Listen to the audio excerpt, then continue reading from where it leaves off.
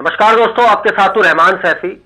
जैसा कि मेरी विंडो पर देख रहे हैं, आज कॉल इंटरव्यू पर मेरे साथ है ब्रह्म पार्चा जी, सफाई कर्मचारी वर्ग में एक जाने माना नाम, जिसको अपनी पहचान की, किसी तरह की पहचान की कोई आवश्यकता नहीं है, क्योंकि कर्मचारी बहुत चाहते हैं। कर्मचारियों के नेताओं में हम आए दिन पार्चा साहब को किसी न किसी अधिकारी के पास देखते हैं, उनकी समस्याओं पर बात करते हुए और मुद्दों को उठाते हुए।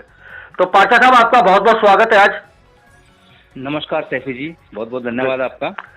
पार्चा साहब, क्योंकि आपसे मिलना हो नहीं पाया, इसलिए आज इस इंटरव्यू के जरिए मैं ये जानना चाहता हूं, क्योंकि बहुत सारे सफाई कर्मचारियों ने मुझे मैसेज किया है कि मैं आपसे बात करूं, और वो समस्या जो अभी उत्पन्न होने वाली है या हो चुकी है या होगी, उसके विषय में आपसे बात करूं।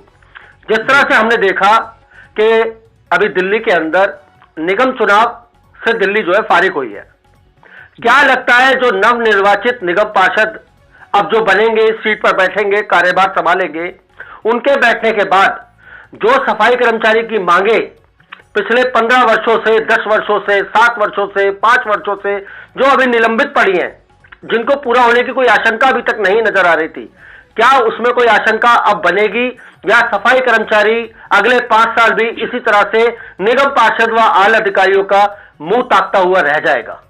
क्या ख्याल है आपका, क्या बताना चाहेंगे?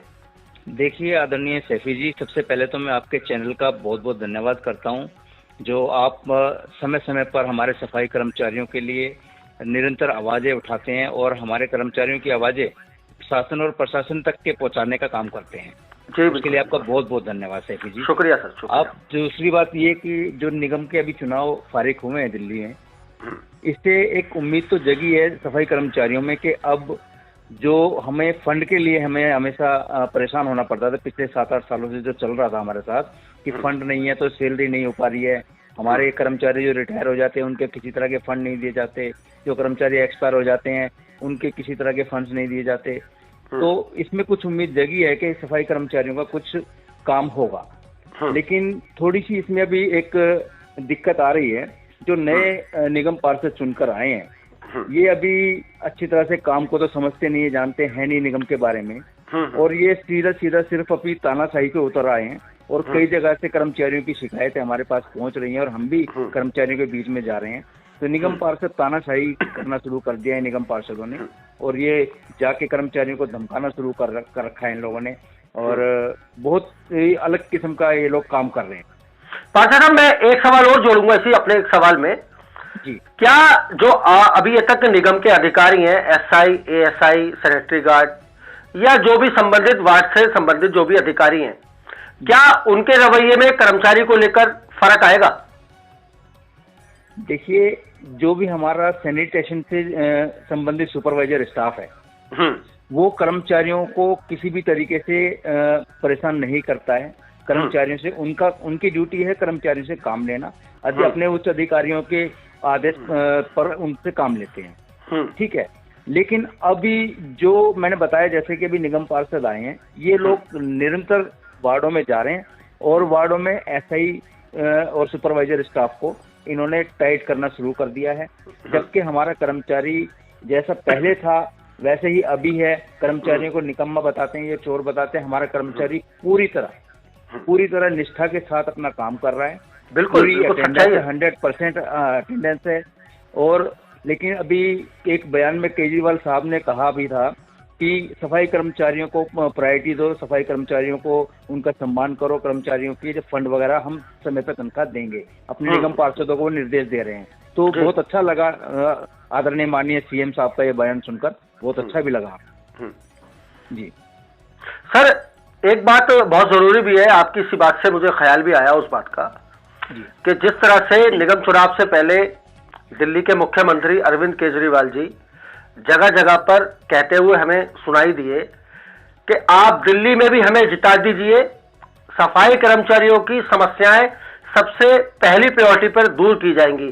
क्या आपको लग रहा है आने वाले दिनों में जो 15 वर्षों से सफाई कर्मचारी इंतजार कर रहा है अपने पक्का होने का, जो 97 से लगा हुआ है, 98 से लगा हुआ कर्मचारी है, क्या उसके पक्का होने में कोई रास्ता बनेगा? क्या उसके पक्का होने के जो बंद रास्ते हैं वो खोल पाएगी ये आम आदमी पार्टी सरकार?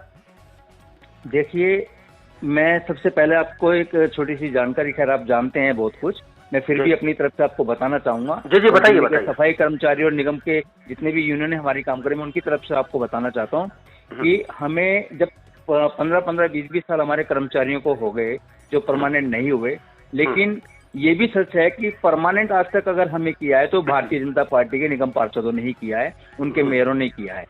ठीक है, आदरणीय योगेंद्र चंदोलिया जी मेयर रहे, उन्होंने कर्मचारियों को पक्का किया। उसके बाद जयप्रकाश जी रहे, उन्होंने पक्का किया। अभी राजा इकबाल जी मेयर रहे, उन्होंने कर्मचारियों को पक्का किया। और कर्मचारी की जो भर्ती की गई थी वो भी आदरणीय माननीय उस समय के मुख्यमंत्री मदन लाल खुराना जी और साहब सिंह वर्मा जी के द्वारा किया गया, जो हमारे समाज को नौकरियां दी गई। तो इसमें कोई दौरा नहीं है कि हमें बीजेपी ने बहुत कुछ हमारे काम किए हैं, किंतु अब जब बात आ गई है दिल्ली सरकार के अंदर आम आदमी पार्टी और निगम के अंदर भी अब आम आदमी पार्टी आ गई है, तो सबसे पहले तो अब हमारे पास फंड का रोना खत्म हो गया है। जो बार बार ये कहा जाता था कि हमें फंड नहीं दिया जा रहा, दिल्ली सरकार फंड नहीं दे रही या कुछ, और केजरीवाल जी भी ये कहते थे कि मुझे निगम में ले आओ, मैं आपके सब काम करूंगा। अब मैं सभी निगम कर्मचारियों की तरफ से आपके चैनल के द्वारा, अब आपके चैनल के माध्यम से आदरणीय माननीय सीएम साहब को ये कहना चाहता हूँ कि अब दिल्ली सरकार भी आपके पास है और निगम भी आपके पास है।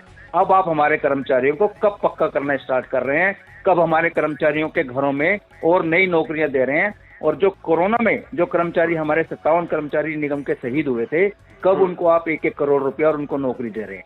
मैं आपके चैनल के माध्यम से उनके पास सर एक सवाल यहाँ पर खड़ा होता है इसी बात से जो आपने अभी जवाब दिया है कि अब वो जो फंड की समस्या है वो खत्म हो जाएगी। सर पक्का होने की बात तो अभी दूसरे नंबर पर मैं रखूंगा, आज पहले नंबर पर रखूंगा मौजूदा वक्त की तंख्वाहें। आज 16 तारीख, आज 14 तारीख हो चुकी है और 15 तारीख में ये सब व्यूअर्स जो यहाँ पर ये इस प्रोग्राम को देख रहे हैं जी। आज 15 तारीख हो चुकी है और अभी तक जो कर्मचारियों की तनख्वाहें हैं वो उनके वार्डों में नहीं पहुंची हैं। आपको यहाँ पर मैं बताता चलूं, जो सैनिटरी इंस्पेक्टर है हमारे एसआई एएसआई, 4 महीने की उनकी तनख्वाह शारदा साउथ जोन के अंदर जो पुराना जो ईडीएमसी है उसके अंदर अभी बकाया है, जो अभी तक वहां के इंस्पेक्टरों को और कर्मचारियों को इस महीने की तनख्वाह अभी तक नहीं पहुंची है। क्या बताएंगे सर? जी बिल्कुल, ये बहुत ही दुर्भाग्य की बात है कि निगम का एकीकरण हुए भी लगभग 7-8 महीने हो गए हैं। बिल्कुल बिल्कुल। और दिल्ली सरकार अब किसी भी तरह की किसी बंदिश में नहीं है कि उनको फंड जारी करने में कोई दिक्कत आए। चुनाव भी हो चुका है। बिल्कुल। अब कल 15 तारीख है, कल ये लोग शपथ लेंगे। हो सकता है कि 15 तारीख के बाद ये लोग फंड जारी करें, और जैसा कि इन्होंने कहा था कि सबसे पहले हम आर्थिक तंगी दूर करेंगे, निगम की जो भी जितने भी रुके हुए फंड हैं वो सब दूर करेंगे। अच्छी बात है, हम तो चाहते हैं कि हमारे निगम के जितने भी कर्मचारी हैं, मैं सिर्फ सफाई कर्मचारी की बात नहीं कर रहा हूँ, निगम के टोटल कर्मचारी जितने भी हमारे कर्मचारी है, सभी 18 डिपार्टमेंट के कर्मचारियों को वेतन मिलना चाहिए। सभी लोग मेहनत कर रहे हैं, सभी के घर में बाल बच्चे हैं, सबको समय पर वेतन मिलना चाहिए। अभी भी इन्होंने सिर्फ डैम्स डिपार्टमेंट की सैलरी ही दी है, और वो भी अक्टूबर-नवंबर के महीने की दी है। जी जी बिल्कुल। सर एक सवाल और है, मेरा आखिरी सवाल है इसी खबर का, जो बहुत जरूरी बात है। बहुत सारे कर्मचारियों ने मुझे मैसेज कर रखा है, उन्होंने मुझसे पूछा है कि रहमान सैफी जी, आप नेताओं से बात करें, जो हमारे निगम के नेतागण हैं, आप जैसे लोग, जितने भी आप जैसे नेता हैं जो माननीय हैं कर्मचारियों के लिए, उन्होंने मुझसे पूछा कर्मचारियों ने कि आप नेताओं से बात करके ये पता करिए क्या आम आदमी पार्टी सरकार में होने के बाद जो अभी तक जो जिसे हम सरकारी कर्मचारी कहते हैं, क्या वो प्राइवेटेशन की तरफ चलेगा, या प्राइवेटेशन की जो खबर सुनने को कर्मचारियों को मिल रही है अफवाह, ये सिर्फ अफवाह है या ऐसा सच में होने की आशंका है कहीं ना कहीं? देखिए आदरणीय सैफी जी, मैं अब आपके चैनल के माध्यम से दिल्ली नगर निगम के तमाम सफाई कर्मचारियों को मैं एक संदेश देना चाहता हूं, और उनको बिल्कुल निश्चित कर देना चाहता हूं कि यदि आम आदमी पार्टी ने या किसी भी सरकार ने हमारे कर्मचारियों को प्राइवेटेशन की ओर धकेला, तो हम लोग जितने भी हम लोग सफाई कर्मचारियों की और अन्य जितने भी हमारे संगठन हैं, हम लोग सड़कों पर आएंगे, हम लोग आंदोलन करेंगे, और जो कूड़े का राग है, फिर दिल्ली को हम कूड़ा करके दिखाएंगे कूड़ा होता क्या है। बिल्कुल। एक यहाँ पर मुझे कुछ कर्मचारियों ने एक सवाल और भेजा है, जो मैं लगभग जितने भी इंटरव्यू करूंगा सबसे पूछूंगा जी। क्या बीजेपी ने अभी तक, जो निगम में अभी तक बीजेपी सरकार थी, उसने क्या अभी तक कर्मचारियों का शोषण किया है, या जो अब सरकार अब बन चुकी है आम आदमी पार्टी की, या वो शोषण करेगी? मैं ये सवाल में मुझे भी थोड़ी कंफ्यूजन है, क्योंकि कर्मचारियों का सवाल मैं भी नहीं समझ पाया। जी जी जी, ये तो एक बड़ा ही धर्म संकट वाला सवाल है, क्योंकि हम शोषण नहीं कह सकते सैफी जी, क्योंकि देखिए उन्होंने हमें नौकरियां दी, उन्होंने हमें परमानेंट होने के रास्ते खोले, बीजेपी सरकार जो तत्कालीन थी। और अब शोषणकर्ता अगर शोषण ये लोग करेंगे तो हम देखेंगे क्या होता है, लेकिन मैं नहीं समझता, मैं ऐसा कोई जवाब नहीं देना चाहता इस बात को लेके कि हमारा शोषण हुआ। शोषण नहीं हुआ कहीं भी, हमारे कर्मचारी ईमानदारी से अपना काम कर रहा है, अधिकारी सब अब ईमानदारी से अपना काम कर रहे हैं। हाँ, कहीं इक्की दुक्की कोई छोटी मोटी कोई छुटपुट घटनाएं हो जाती हैं तो उसका जवाब उस तरीके से हमारे कर्मचारी और हमारे नेतागण देते हैं। तो दोस्तों, ये मेरे साथ थे ब्रह्म पारचा जी, जिन्होंने मेरे सवालों का बाखूबी जवाब दिया। आप लोगों ने पूरी कन्वर्सेशन जो है, जो बातचीत है, वो पूरी सुनी है। और बिल्कुल मैंने जायज सवाल जो मुझे कर्मचारियों ने बहुत सारे कमेंटों के जरिए मुझे भेजे थे, मैंने पारचा साहब से वही सवाल पूछे हैं, क्योंकि कहीं ना कहीं कर्मचारी असमंजस में है कि मौजूदा सरकार में अब क्या स्थिति बनेगी सफाई कर्मचारियों के भविष्य को लेकर। तो इसी तरह की खबरों के लिए आप हमारे साथ बने रहिए। आपसे मिलते हैं अगली खबर में। जब तक के लिए जय हिंद, जय भारत, जय संविधान। नमस्कार।